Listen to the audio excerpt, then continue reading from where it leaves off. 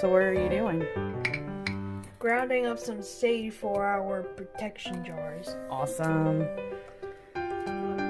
Alright, we're going to start making our protection jars, and once we get done with these, we will show you the final full-blown protection jar.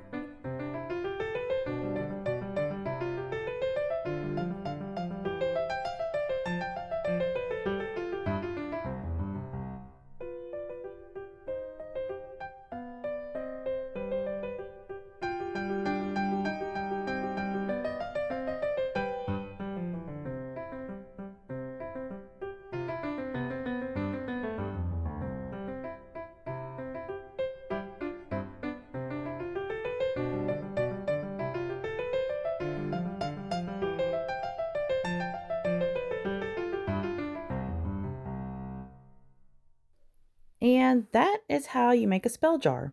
So I chose to put mine next to my bed. Rice chose to put his above his bed. And here is a snapshot of his ingredients and directions. I have also listed all the information in the description box below. Thank you all for watching, and I hope you enjoyed this one.